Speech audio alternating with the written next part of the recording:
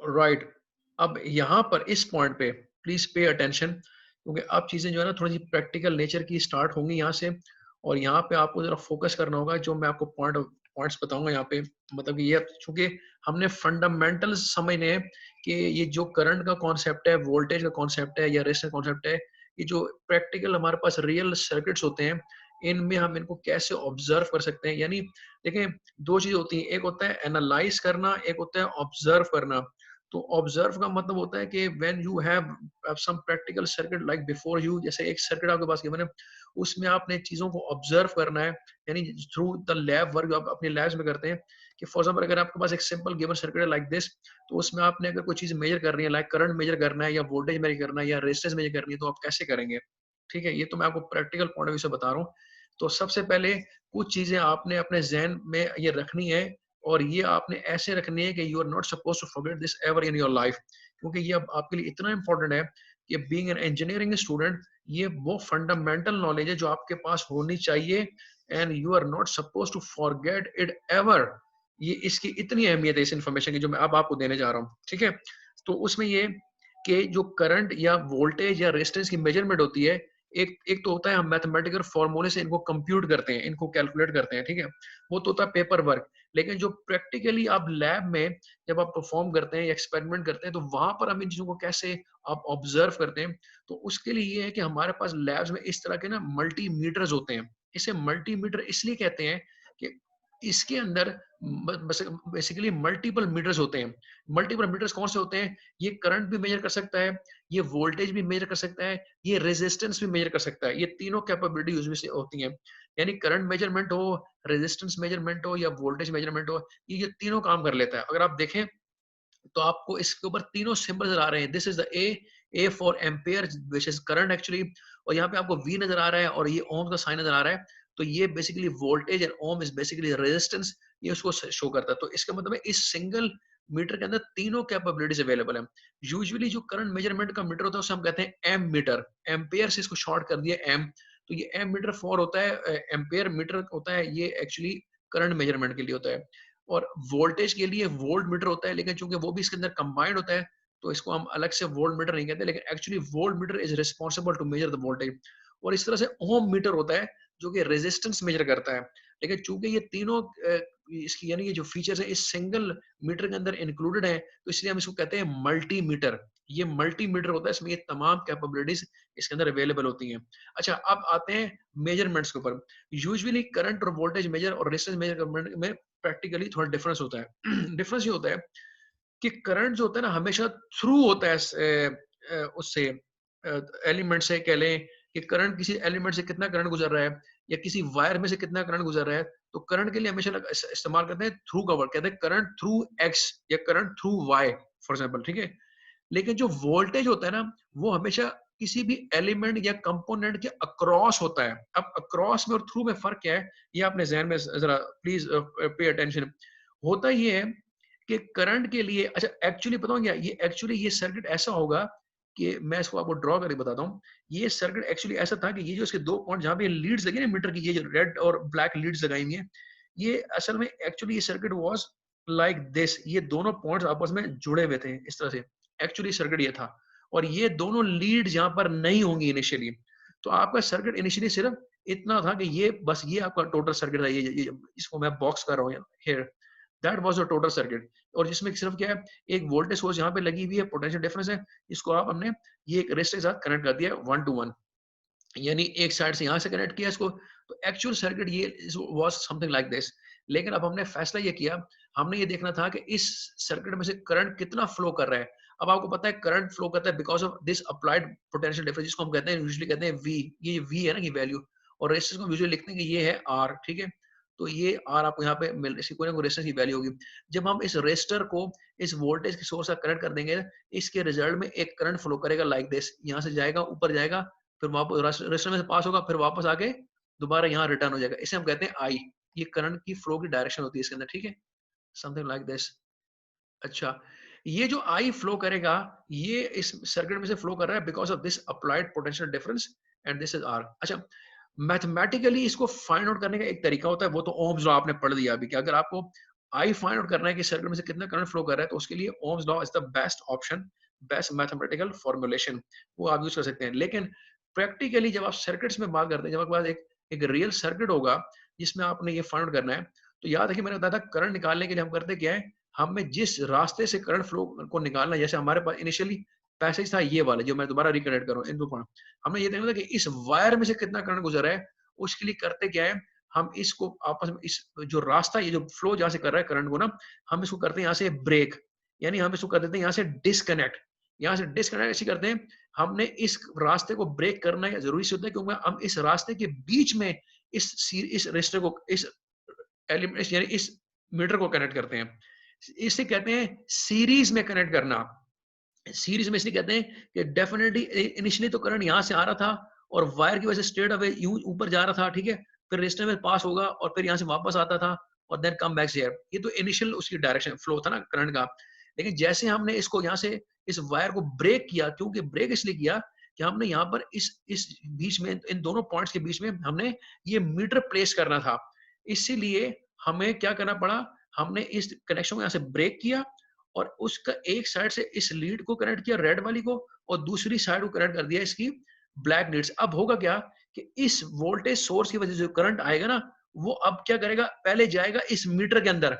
जाहिर सी बात है, आपने इसको रास्ता दे दिया ना इस मीटर का।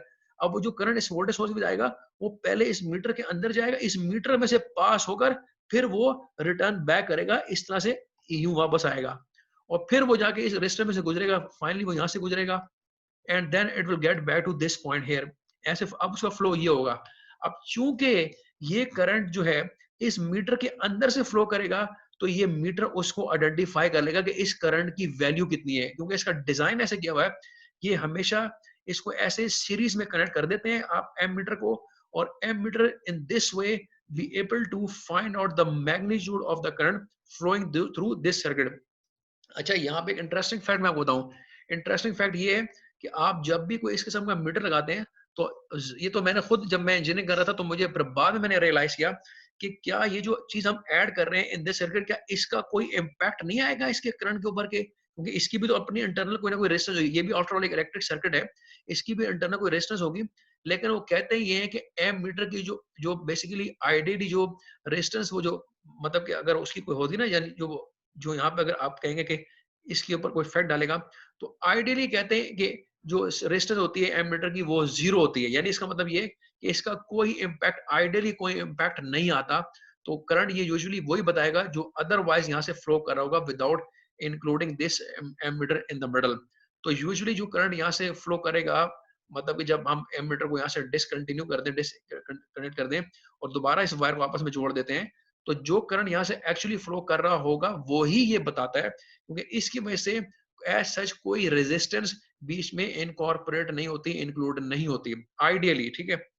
तो इसका मतलब ये हुआ कि जब भी आपको करंट ऑब्जर्व कर रहा होगा किसी सर्किट का या किसी प्लेस का इन द सर्किट, उसमें आप करते उसको करते हैं डिस्कनेक्ट, उस रास्ते को आप करते हैं ब्रेक, और उस रास्ते में आप इन दोनों को ऐसे जोड़ देते हैं। यानी मैं आपको अगर सही बात बताऊं, लेट सपोज ये एक वायर है, उसको छोड़ दें, अगर अब ये एक वायर है जिसमें आप एक पॉइंट में लिखता हूँ this is point A and this is point B, for example एक वायर है, और मुझे कोई कहता है कि मुझे इस वायर से एक करंट फ्लो कर रहा है, let suppose I, something like I current flow कर रहा है, ऐसी इसकी वैल्यू आई है। मुझे ये मेजर करना है कि ये जो बीच में एक पॉइंट है, लेट्स सपोज मैं इसको यहाँ पॉइंट लिख देता हूँ, this is the point, this is for example x. मैं ये देखना चाहता हूँ कि एक्स से कितना करंट गुजर रहा है। X is basically between A and B, ये एक वायर है जिसके दो पॉइंट्स हैं ए एंड बी, और यहाँ से कोई करंट फ्लो कर रहा है आई, और मुझे कहा जाता है कि एक्स पॉइंट से कितना करंट फ्लो कर रहा है, आपने मेजर करना है यूजिंग दिस एमीटर। उसका तरीका ये होता है, आप इस वायर को करेंगे यहाँ से ब्रेक, यहाँ से इसको आप यहाँ से ब्रेक करेंगे, यहाँ से डिस्कनेक्ट करेंगे दोनों को, और इसकी जब डिस्कनेक्ट करने से यहाँ से इसके ना दो, आपको पता है दो एंड्स बन जाएंगे, ठीक है। अगर मैं इसको ऐसे करूँ, फॉर एग्जांपल इसको मैं जरा क्लियर करके बताता हूँ, जब मैं इसको ब्रेक कर दूंगा ना, तो it will be something like this, ये ब्रेक हो गई, that was point A here, ठीक है, ये पॉइंट ए था, और that was point B here, ठीक है, ये ऐसे बी यहाँ पे था, और जिस पॉइंट पे मुझे करंट फाइंड करना था, मैंने उस पॉइंट पे इस वायर को कर दिया ब्रेक। अब ये आपस में हो गया डिस्कनेक्ट हो गई चीजें।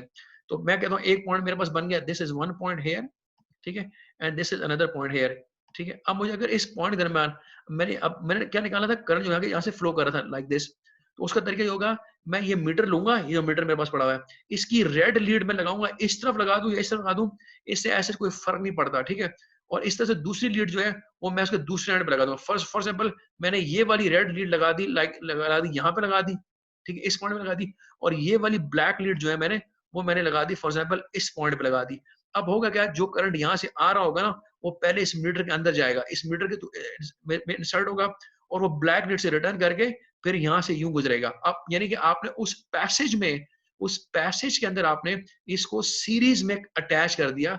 और याद रखें, एमीटर हमेशा सीरीज में ही अटैच किया जाता है। This is how you will be able to observe the current flowing through this given wire, ठीक है। इस तरह से आप करंट निकालते हैं। कभी भी किसी कंपोनेंट को तो आप ब्रेक नहीं कर सकते। अब कॉमन सेंस तो ये कहते हैं ना, अगर मैं कहूँ कि फॉर एग्जाम्पल यहाँ पर अगर एक रेजिस्टर लगा होता और मैं ये कहता हूँ कि इस रेजिस्टर से कितना करंट फ्लो कर रहा है, तो हम रेजिस्टर को तो ब्रेक नहीं कर सकते, क्योंकि वो तो एक कंपोनेंट है।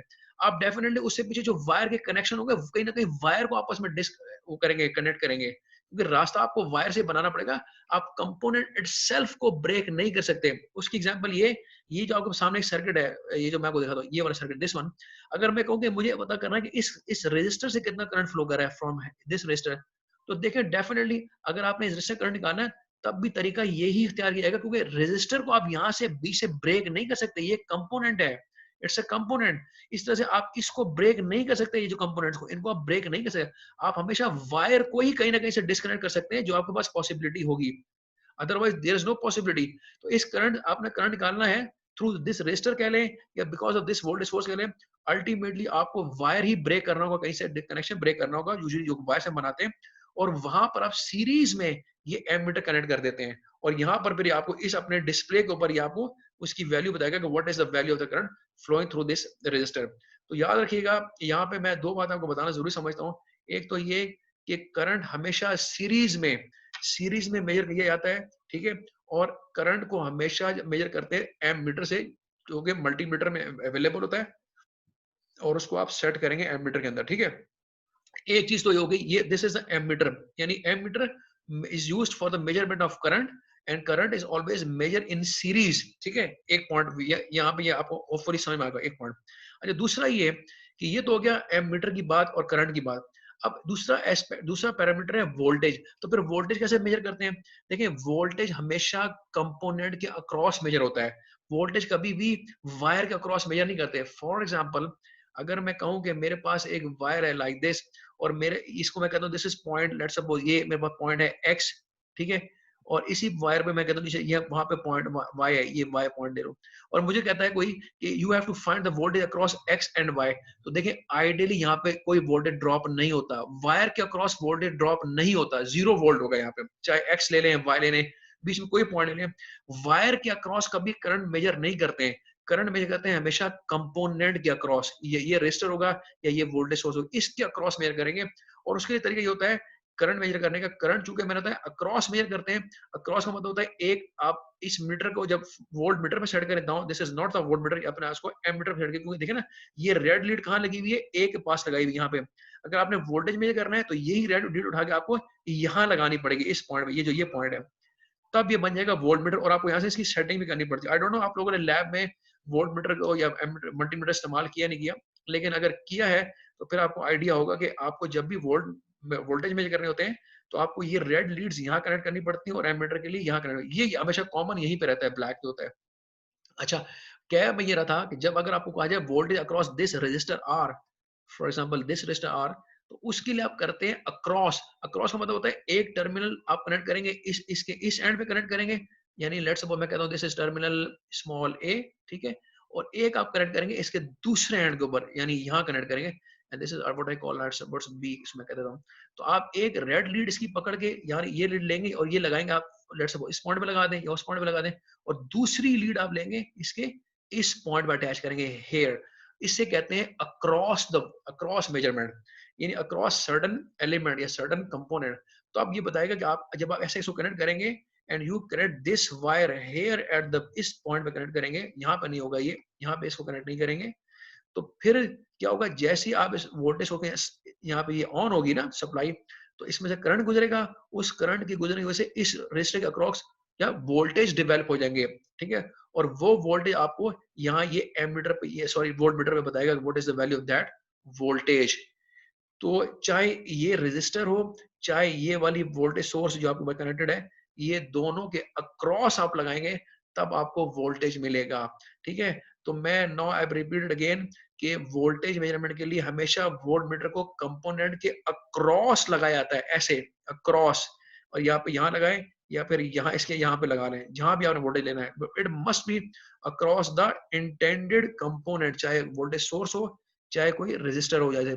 लेकिन करंट जो होगा वो हमेशा थ्रू होता है वायर। इस अगर आपको कहें करंट यहाँ से कितना गुजर रहा है या यहाँ से कितना गुजर रहा है, तो उसका तरीका ये होता है, आप चूंकि कंपोनेंट को ब्रेक नहीं कर सकते, ना ही करंट को आप अक्रॉस में करते हैं, आप करंट में करते हैं थ्रू द वायर। तो आप इस वायर को यहाँ से करेंगे ब्रेक, ये ब्रेक हो जाएगी, यहाँ से इसके दो हिस्से बन जाएंगे, इसके बीच में आप लगाएंगे इस वाले रेस्ट मीटर को, जैसे कि यहाँ पे लगाया हुआ है, इस तरह से इसने ये वायर यहाँ से ब्रेक की और इनके दोनों दरमियान ये मीटर कनेक्ट कर दिया। This is what we call series connection. और जो मैंने आपको वोल्टेज के मीटर उसमें बताया अक्रॉस, जो यहाँ मेरा, इसे कहते हैं पैरेलल कनेक्शन। ये होता है पैरेलल, पैरेलल इसे कहते हैं, ये किसी कंपोनेंट के पैरेलल में आता है। यानी जैसे यहाँ पे रेजिस्टर है, आपने इसी के पैरेलल में उठा के यहाँ पे फॉर एग्जांपल ये मीटर ऐड कर दिया, लाइक दिस, ये मीटर यहाँ पे ऐड कर दिया। ठीक है, तो इसे हम कहेंगे दिस इज ए पैरेलल, क्योंकि ये पैरेलल टू द कंपोनेंट होता है। तो आपको ये ध्यान में रखना है what is mean bye series and what is mean bye parallel. Parallel में हमेशा वोल्टेज मेजर करते हैं और करंट हमेशा सीरीज में मेजर करते हैं। ये चीजें आपको अपने जहन में रखनी है। और कनेक्शन का तरीका मैंने आपको बता दिया है। ये होपफुली अगर आपने प्रैक्टिस किया है लैब में तो दैट इज ग्रेट, अगर नहीं भी किया तो soon you will be practicing this thing in the lab, तब आपको रियल में पता लगेगा कि what is mean by how to connect an ammeter in series and how to connect a voltmeter across the component to find out the voltage। तो ये असल में मैंने बताना इसलिए जरूर समझा क्योंकि ये फंडामेंटल बेसिकली नॉलेज है इंजीनियरिंग स्टूडेंट के लिए, क्योंकि ये आपको जहन में रखनी है और ये आपको प्रैक्टिस करनी है, क्योंकि इन चीजों से प्रोबेबली आपका वास्ता सारी जिंदगी रहेगा।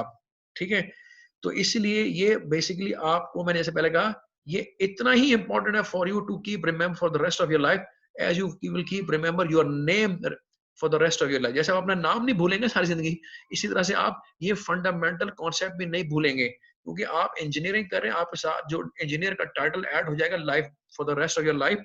उसका मकसद ये, उसके लिए आपको ये तमाम चीजें याद रखनी होंगी। और ये आपको कोई मुश्किल नहीं है, ये जितना ज्यादा आप प्रैक्टिस करेंगे इसको लैब में observing the parameters of the circuit, तो उतना ज्यादा आप यू विल बिकम कंफर्टेबल और ये आपको जहन में रहेंगी। अच्छा, इसी चीज को समझने के बाद जो नेक्स्ट इंपॉर्टेंट एस्पेक्ट है इसका, वो ये है कि आप देखें यहाँ पर, अब जैसे मैंने अभी यहाँ पर आपको एमीटर की और वोल्ट मीटर की पूरी स्टोरी सुनाई ना, कि आपको समझाई कि इसका कॉन्सेप्ट क्या है। यहाँ पर हमें ये वो चीज हम देखते हैं कि अब आपको कितना समझ में आया। ये क्वेश्चन हमें देखो कहता है कि दो इलेक्ट्रिकल मेजरिंग डिवाइसेस होते हैं, मेजरमेंट मतलब होता है वो मीटर जो होते हैं जिससे हम मेजर करते हैं एक्स एंड वाई। वो कह रहा है कि दो electrical measuring devices X and Y, जिसको उन्होंने नाम दिया जो कि are placed in the circuit में as shown to measure properties of the resistor. ठीक है, ये एक रेजिस्टर लगा हुआ है और ये ऊपर वही वोल्टेज सोर्स है, सर्किट तो वही है। और एक्स और वाई कह रहा है ये दो मेजरिंग डिवाइस होते हैं। मेजरमेंट मतलब होता है like a multimeter, ammeter, voltmeter, सारी मेजरमेंट डिवाइस होती है, ये करेक्ट की हुई। तो कहता है कि which of the following description is correct. अब इसमें से कौन सी डिस्क्रिप्शन करेक्ट है, आपने ये देखा था अभी मैंने तो आपको बताया कि वोल्ट मीटर को या एम मीटर को कैसे कनेक्ट करते हैं, या करंट मेजरमेंट कैसे होती है, या वोल्टेज मेजरमेंट कैसे होती है।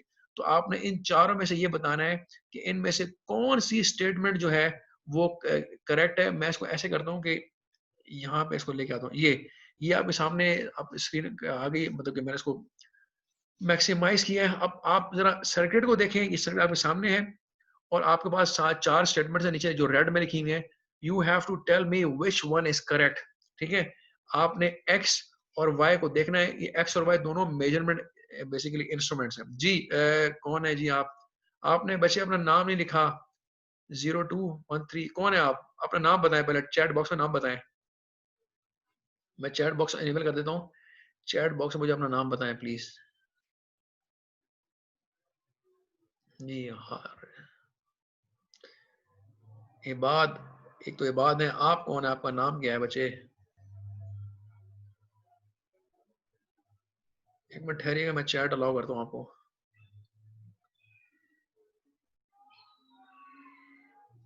जी मुझे बताएं। जी जी आप जी 021312020033 क्या नाम है आपका? बच्चे नाम जरा चैट बॉक्स में लिखा अपना नाम। जी अब्दुल कुद्दूस, ओके। अब्दुल कुद्दूस और अच्छा इबाद अहमद खान, अब्दुल कुद्दूस, हीरा जहांगीर, और आप लोगों ने कहा है कि इसका आंसर है ओके ठीक है, आपने बता दिया, मैंने सुन लिया। ओके ठीक है जी, चलें। कुछ लोगों ने आंसर देना शुरू कर दिए हैं, जिसमें से इबाद अहमद खान ने आंसर दिया है। अब्दुल कुद्दूस आपने आंसर दिया है, अब्दुल कुद्दूस, ओके ठीक है दिया है। हीरा जहांगीर आपने भी आंसर दिया है, ठीक है। सो एक्स ओके, तो मैं आपको तीनों बताता हूँ, हीरा जहांगीर, इबाद और अब्दुल कुद्दूस, आप सबका आंसर, और इवन फरहान अली, आप लोगों का आंसर जो है वो आपको लगता है कि ठीक है। तो मैं आपको कंफर्म करता हूँ, yes your answer is absolutely right, this is true. लेकिन मैं अभी इसको अनाउंस नहीं कर रहा, क्योंकि मैं चाहता हूँ दूसरे लोग भी जरा गौर व फिक्र करें, और फिर मैं उनको बताऊंगा कि ये कैसे, इसका आंसर क्या होगा। तो you all have to basically focus on this given question. और मैंने जैसे अभी आपको बताया है कि आप इस पर जरा अभी गौर करें, जितना मैंने अभी आपको डिस्क्रिप्शन दी है इसकी, अभी कि मैंने बताया था करंट की मेजरमेंट या वोल्टेज की मेजरमेंट कैसे होती है, क्या उनकी रिक्वायरमेंट्स क्या हैं, तो उसके लिए आपको जरा ये सामने एक सैम्पल क्वेश्चन है, ये आपने करना है। जी अबू हुरैरा और Diyan Ali Shaikh, very nice very nice, आप लोग आंसर्स भी ठीक हैं, ठीक है आंसर। जी जी आप सही कह रहे हैं, ये बात आप बिल्कुल ठीक कह रहे हैं। अच्छा वोल्टेज थ्रू नहीं होता, वोल्टेज अक्रॉस होता है, ये बात वोल्टेज जो है ना वो अक्रॉस होता है। आप कह सकते हैं कि वोल्टेज अक्रॉस ए कंपोनेंट, क्योंकि थ्रू हमेशा करंट होता है। ये टर्मिनोलॉजी बड़ी इंपॉर्टेंट होती है। करंट को जब आप मेंशन करेंगे तो करंट ऑलवेज उसे लिखेंगे थ्रू, ठीक है, करंट के बारे में लिखेंगे। लेकिन जब आप वोल्टेज लिखेंगे ना, तो वोल्टेज के लिए आप लिखेंगे अक्रॉस ए कंपोनेंट, अब चाहे वो कंपोनेंट एक्स हो वाई हो। जी सर आंसर ऑप्शन वन है। शहाब, जी हाँ थैंक यू वेरी मच, आपने आंसर सही बताया, थैंक यू जी। आपका आंसर भी ठीक है। जी जी जी जी बिल्कुल। मुआज शहजाद, जी मुआज शहजाद आपका आंसर भी ठीक है। बासिर जमील आपका आंसर भी ठीक है। तो एक्चुअली अगर आप इसको, मेरी अभी जो मैंने आपको डिस्कशन बताई सारी करंट की और वोल्टेज की जो रिक्वायरमेंट होती है, उस हिसाब से मैं आपको बताऊं, तो इसमें आपके पास जो जो ट्रू आंसर है, वो अब अगर इसके हम डिस्कशन में जाए ना थोड़ी सी और, तो वो ऐसा है कि ये देखें कि इसमें लिखा हुआ करंट इज मेजर्ड किया जाता है एट अ लोकेशन पे एम मीटर्स इन सीरीज में, ठीक है। और दूसरा मैंने कहा था वोल्टेज या पोटेंशियल डिफरेंस होता है वो बिटवीन होता है टू लोकेशंस, और वोल्ट मीटर होता है पैरेलल में। तो देखें ये एक रेजिस्टर है, इसके अक्रॉस एक चीज कनेक्टेड है वाई, और वाई क्या है, एक मेजरिंग डिवाइस है। तो मैंने बताया था अक्रॉस अगर कोई अगर मेजरिंग डिवाइस लगी होगी, तो वो डेफिनेटली वो वोल्ट मीटर होगी, ठीक है, वो वोल्ट मीटर होगी। अच्छा अक्रॉस, अच्छा एक और चीज बताता हूँ, अक्रॉस हमेशा लगती है वोल्ट मीटर, ठीक है, और उसमें रजिस्टर ओम मीटर भी हो सकता है, क्योंकि आफ्टर ऑल ये एक रजिस्टर है ना, इसकी रेजिस्टेंस मेजर करने के लिए आप इसके अक्रॉस ही लगाएंगे। लेकिन इंटरेस्टिंग फैक्ट ये है कि आपका जो होम मीटर होता है ना, वो आप किसी वायर के दो एंड के ऊपर भी लगा सकते हैं, क्योंकि उसने तो रेजिस्टेंस मेजर करनी होती है, ना उसने करंट मेजर करना होता है, ना उसने वोल्टेज मेजर करना होता है, उसने रेजिस्टेंस मेजर करनी होती है। आप एक बहुत लंबी वायर ले लें, बहुत बड़ी, लाइक मे बी 500 मीटर्स की या 1 किलोमीटर की वायर ले लें, और उसके दोनों एंड के ऊपर आप ओम मीटर लगा दें, तो वो आपको उसकी कुछ ना कुछ रेजिस्टेंस बता देगा, ठीक है। तो खैर that is a separate thing, लेकिन फिलहाल हम एम मीटर और वोल्ट मीटर की बात करें।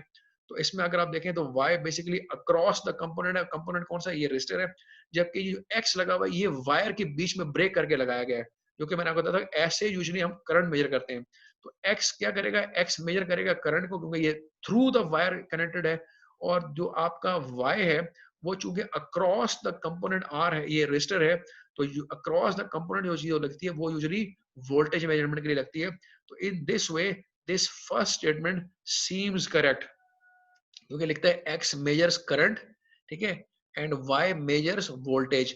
तो ये बिल्कुल ऐसा ही है। जबकि दूसरे में लिखा है X measures voltage and Y measures current, ये नहीं हो सकता, ठीक है, क्योंकि वाई करंट इसलिए मेजर नहीं कर सकता कि वायर तो इस कंपोनेंट के अक्रॉस में लगा हुआ है, और ये वोल्टेज इसलिए मेजर नहीं कर सकता कि ये तो थ्रू द वायर कनेक्टेड हुआ है, ठीक, इन the middle of the wire, यानी वायर को ब्रेक करके बीच में हमने इसको लगाया।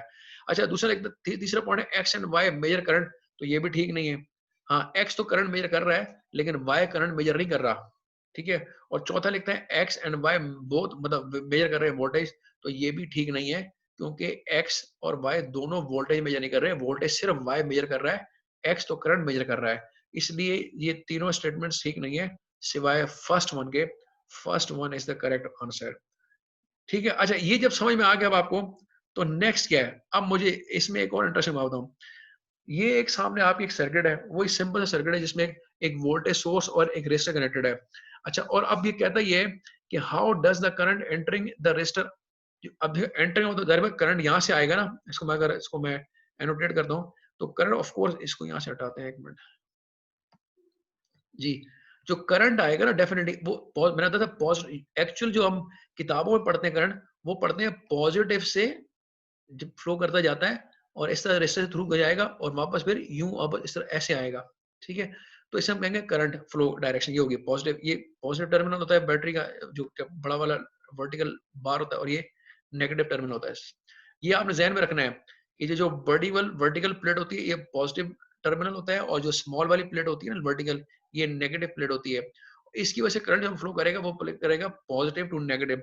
अब वो क्वेश्चन ये कर रहा है कि हमने ये देखना है कि कह रहा है जो करंट एंटर होगा I1 में, रजिस्टर में, सॉरी I1 जो इसने लेबल किया हुआ है, और वो जो कहता है कि दूसरे एंड पे कहता है कि जो करंट यहाँ से लीव करेगा फॉर एग्जांपल, ठीक है, जो लीव यानी एक तो रजिस्टर में एंटर हुआ और फिर यहाँ से लीव करे I2, ये आपस में कैसे रिलेटेड कर, कैसे कंपेयर करेंगे, यहाँ पर वो क्या रिलेशनशिप बनेगा। तो देखें ये एक सीरीज सर्किट है। सीरीज का मतलब होता है कि इस पूरे सर्किट में करंट के पास फ्लो करने का सिर्फ एक ही रास्ता है, there is only one way this current can flow. तो यहाँ से वो आएगा और यहाँ से जाके वो जाएगा। तो इस केस में वो कहता है कि करंट को आप कैसे कंपेयर, क्या I1 I2 से लेस होगा, क्या I1 I2 से ग्रेटर होगा, या ये दोनों बराबर होंगे। तो मैं देख रहा हूँ कुछ लोग रिस्पॉन्ड कर रहे हैं, क्या रिस्पॉन्ड कर रहे हैं, तो ये भी देख लेते हैं जी।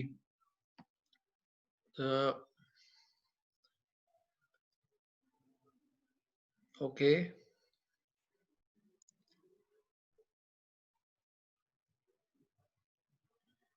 आंसर हीरा आप कह रही हैं आंसर 3 है, ये बात आंसर 3 कह रहे हैं, ध्यान रखिए आंसर 2 कह रहे हैं, आई थिंक थर्ड ऑप्शन है 2 3। ओके, अच्छा मैं आपको बताता हूँ, सही है, आप में से कुछ लोगों ने आंसर ठीक दिया है, लेकिन एक्चुअली मैं बताऊँ क्या, याद रखिएगा अब यहाँ पे एक और इंपॉर्टेंट बात which you must keep in your mind for the rest of your life.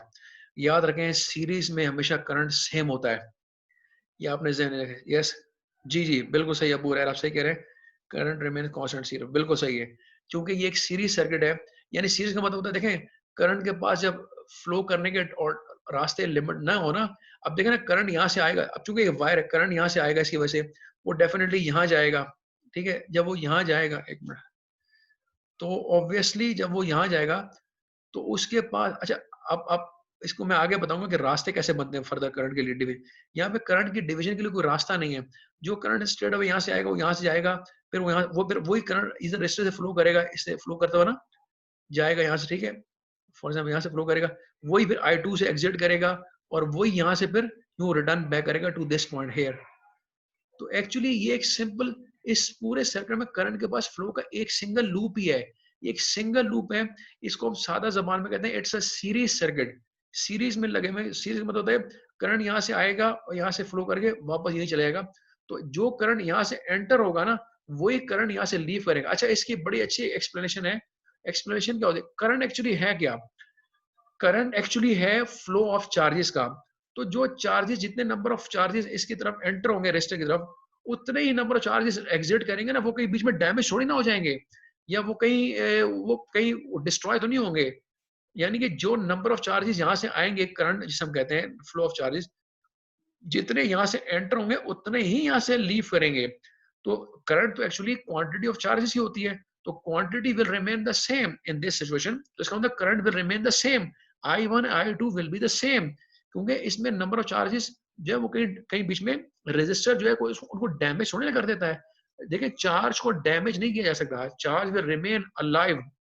हाँ, उसका जो चीज जो जो जिस चीज पे फर्क आता है वो मैं अभी आपको बताता हूँ व्हाट इज दैट थिंग। लेकिन करंट तो चूंकि क्वांटिटी ऑफ चार्जेस का नाम है, तो वो इस केस में बिल्कुल it will remain the same. जितना चार्ज इसके पॉइंट I1 यानी जैसे हम लिख रहे हैं करंट I1 की फॉर्म में आ रहा है यहाँ से, और इससे से गुजर के I2 जो होगा, ये दोनों सेम ही होंगे, क्योंकि ये दोनों बेसिकली नंबर ऑफ चार्जेस को रिप्रेजेंट कर रहे हैं जो कि सेम होंगे। तो इस केस में ये जो थर्ड ऑप्शन हमारा गिवन है I1 is equal to I2, this is actually the correct answer. और वो क्या है कि आप अगर इस पे यहाँ पर मैं इसको फर्दर लिखूं, तो देखें ये जो नीचे एक्सप्लेनेशन लिखी हुई है, चार्ज कंजर्वेशन का मतलब होता है कि charge can not be created और डिस्ट्रॉयड। आप चार्ज को ना तो क्रिएट कर सकते हैं ना डिस्ट्रॉय कर सकते हैं, ये आपको पता होना चाहिए फर्स्ट में, ठीक है। लेकिन फर्क क्या पड़ता है, फिर होता क्या है, रेजिस्टर रेजिस्टर क्या करता है, रेजिस्टर से ये करेगा, रेजिस्टर की वजह से बेसिकली एनर्जी डेसिपेट होगी, ठीक है। जैसे करंट फ्लो करेगा ना इससे रेजिस्टर में से, तो एनर्जी डेसिपेट होती है, लेकिन चार्ज कंजर्व रहेगा, चार्ज की क्वांटिटी जो है वो अब या डाउन नहीं होगी, वो that will remain the same. तो ये है कंजर्वेशन, यानी चार्ज कंजर्वेशन इसे कहते हैं। तो जो क्वांटिटी ऑफ चार्ज होगी विल रिमेन द सेम, ठीक है, it does not get affected. तो इसलिए करंट तो उसकी क्वांटिटी का नाम है। हाँ, अलबत्ता चार्जेस की जो एनर्जी है, जो एनर्जी होती है उसमें, वो जरूर इससे डेसिपेट होगी बिकॉज ऑफ द रेजिस्टर। और जिसे हम कहते हैं एनर्जी इज डेसिपेटेड होगी as current flows through a resistance, but charge is conserved. So current in is equal to current out, इन दोनों इसमें ये दोनों की वैल्यू सेम रहेगी, ठीक है। Okay, let's see what you are saying. Series current same voltage different M, या जी जी बिल्कुल, जी हाँ बिल्कुल ऐसे ही है मौज, आप बिल्कुल ठीक कह रहे हैं। सीरीज में करंट सेम रहता है जबकि वोल्टेज डिफरेंट होते हैं। अब वो वोल्टेज, वो जब आपको मैं लॉस आगे बताऊंगा ना, तो वो आगे सारी चीजें आपको कन्वर्ट आप समझ में आ जाएगा कि the sum of current entering the circuit is equal to the sum of current leaving the circuit sum. जी जी ऐसा ही है। लेकिन उसका भी हेरा, उसका भी एक एस्पेक्ट है, वो मैं आपको बताऊंगा जब मैं आपको जरा इलेक्ट्रिकल सर्किट पे ले जाऊंगा ना। आपकी डेफिनेशन बिल्कुल ठीक है, लेकिन इसको किसी रेफरेंस में कहा जाता है कि ये ऐसा, जो आपने कहा डेफिनेशन आपने, ये ऑफ कोर्स ये एक लॉ भी है, ठीक है। तो ये भी मैं आपको बताऊंगा, लेकिन फिलहाल अभी आपको मैं बिल्कुल चाहता हूँ कि थोड़ा सा फंडामेंटल जो प्रिंसिपल्स हैं, जो लॉज हैं, ये जो फंडामेंटल हमारी जो जो नॉलेज है वो पहले स्टैब्लिश हो जाए, फिर हम आहिस्ता आहिस्ता अब सरकिट पे ही जाएंगे और वहां पे इन तमाम चीजों जाकर प्रैक्टिस करेंगे। ओके, तो ये तो हो गया इसकी सेकंड स्टेप। अच्छा, दूसरा ये कि जब आपको ये समझ में आ गया है, तो मैं अब आगे बढ़ना चाह रहा हूँ, और उसका आगे क्या है बेसिकली, एक मिनट इसको क्लियर कर देते हैं। ओके, तो अब नेक्स्ट क्या है हमारे पास, नेक्स्ट हमारे पास है जी इसके बाद इलेक्ट्रिकल पावर का कॉन्सेप्ट। अच्छा, इलेक्ट्रिकल, एक्चुअली इलेक्ट्रिकल पावर, अब देखें, अभी तक हमने पढ़ा करंट को हमने समझने की कोशिश की, we try to understand the concept of electric potential difference, दूसरी चीज हमने पढ़ी, और समहाउ हमने रेजिस्टेंस को भी समझा है। ये तीन चीजें तो बड़ी इंपॉर्टेंट है। अब चौथी इंपॉर्टेंट चीज जो होती है इलेक्ट्रिकल सर्किट्स के अंदर, वो है पावर, यानी पावर। और पावर वो टर्मिनोलॉजी है जो आप अक्सर ना सिर्फ सुनते होंगे बल्कि आप देखते भी हैं, कि जब भी आप कोई डिवाइस खरीदेंगे, कोई इलेक्ट्रिकल अप्लायंस खरीदते हैं घरों में, फॉर एग्जांपल आपकी घर की मोटर है, या घरों में रेफ्रिजरेटर्स होते हैं, लेट्स सपोज कोई भी एक्स वाई जेड जो भी इलेक्ट्रिकल अप्लायंस आपके घर में होती है, यूजुअली उसकी जो पावर रेटिंग होती है ना, उस पर लिखी होती है कि उसकी पावर रेटिंग क्या है, यानी how much power will it consume, वो पावर कितनी कंज्यूम करेगा, एनर्जी कितनी कंज्यूम करेगा। क्योंकि ये हम यूजुअली इसलिए देखते हैं कि हमें पता होता है कि पावर का लेना देना होता है आपके एनर्जी कंजम्पशन से, और जिसके लिए यू बेसिकली पे द बिल फॉर दैट, या आप जो एनर्जी कंपनीज को जो पे करते हैं, वो बेसिकली जो एनर्जी आप कंज्यूम करते हैं आपके डिवाइस से घर में कंज्यूम करती है, उसकी आप पेमेंट करते हैं। तो power is basically the fourth important terminology या term in the electrical circuits. अब इसके बारे में थोड़ा क्विकली आप समझते हैं। पावर एक तो जनरली पता है कि इसका मतलब होता है कि rate of use of energy, यानी कि ये बहुत आसान फिजिक्स की अगर हम लिटरेचर को देखते हैं तो उसमें बताता है कि एनर्जी पर यूनिट टाइम, यानी एक गिवन टाइम में आप कितनी एनर्जी कंज्यूम करते हैं पावर में। लेकिन हमने इसको ये भी देखना है कि इलेक्ट्रिकल सर्किट के पॉइंट ऑफ व्यू से इसकी डेफिनेशन क्या है, वो भी अभी देखेंगे।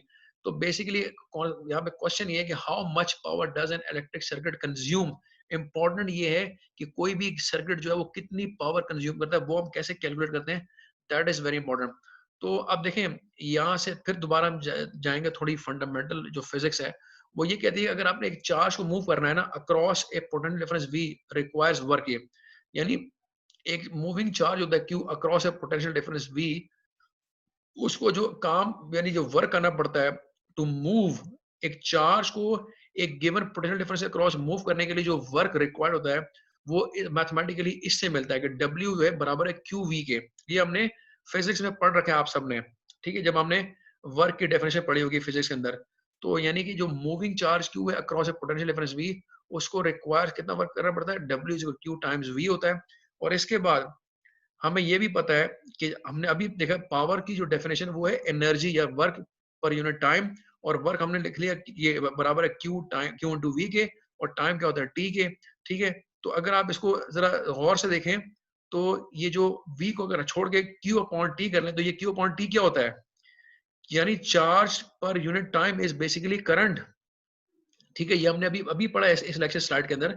तो अब हम देखें वर्क बेसिकली क्यू वी बन गया according to this mathematical description, and time is usually taken in seconds, यानी टी स्मॉल टी ले लें। तो अगर आप इसको सिंप्लीफाई करेंगे तो ये जो रेशियो है क्यू अपॉन टी का, इट इज बेसिकली करंट, क्योंकि करंट की डेफिनेशन क्या है, चार्ज पर यूनिट टाइम। तो ये तो बन गया करंट, और आई टाइम्स बन जाएगा V in terms of current, I is equal to Q upon T, यहाँ के लिखा हुआ एक्सप्लेनेशन इसकी। तो ये बन जाएगा, यानी पावर जो बराबर होगी वो बराबर होगी वी आई के, यानी कि power is basically we I होता है। और अगर हम ओम्स लॉ का इस्तेमाल कर ले जो कि V equal to I R है, तो यहाँ पे हम पावर को आई स्क्वायर आर भी लिख सकते हैं और वी स्क्वायर अपॉन आर भी लिख सकते हैं। ये बताइए हमने कैसे किया जी, एनीवन? देखिए हमने पावर, अब आप देखिए पावर की तो मैथमेटिकल रिलेशनशिप यही है, P is equal to V I होता है यूजुअली। ये आपने जहन में रखना है कि पावर का जो मैथमेटिकल फॉर्मूला है वो है वी आई के बराबर है। तो ये तो आपने जहन में रखना है। दूसरी बात ये हमें पता है ओम्स लॉ बराबर है V is equal to I R के। जब अब ओम्स लॉ ये है तो पावर को हम, अब देखिए V is equal to I R है, अगर हम यहाँ पे वी की जगह आई आर प्लेस कर देंगे तो एक आई ऑलरेडी था और एक आई आर हमने प्लेस कर दिया, तो आई स्क्वायर आर बन जाएगा जो कि यहाँ लिखा हुआ है। ये तो तब होगा ना जब हम v की जगह आई आर प्लेस करेंगे। लेकिन अगर हम प्लेस कर दें i की जगह v अपॉन आर, जो कि हमने यहीं से एक्सट्रैक्ट किया है, तो v अपॉन आर का मतलब होगा v अपॉन आर हमने प्लेस किया और v ऑलरेडी था, तो it will become v square upon R, ठीक है। तो हमने एक्चुअली पावर जो है v is equal to I, इस फॉर्मूले को, एक तो ये इसका स्टैंडर्ड फॉर्मूला, ये आपने ध्यान में रखना है, वी आई अगर दोनों गिवन है तो सिंपल स्ट्रेट फॉरवर्ड वे ये होता है कि आप इसी को इस्तेमाल करें। दूसरा तरीका ये होता है अगर if it is not given, तो देन आप देखते हैं क्या हमें आई गिवन है, रेजिस्टेंस गिवन है, या वोल्टेज गिवन है और रेजिस्टेंस गिवन है। तो वो हम ओम्स लॉ को यूज करके इसको थोड़ा सा रीअरेंज कर लेते हैं थोड़ा सा, और वो मॉडिफिकेशन ऐसी होती है कि v is equal to I R, यानी आपने ये v is equal to V I, इस पावर की यूजुअल डेफिनेशन ये होती है। लेकिन अगर हम इस v की जगह लिख दें आई आर लिख दें तो it becomes I square R, और अगर हम i की जगह लिख दें v upon R, it will become v square upon R. तो I guess this is very simple. Okay, I guess ये सेशन हमारा again going to be terminated soon, क्योंकि last lesson we have 1 minute है। हम दोबारा वापस आएंगे और इसको यहीं से कंटिन्यू करेंगे, ठीक है। तो फिलहाल जब तक टर्मिनेट होता है just basically look at this slide and try to understand the concept please.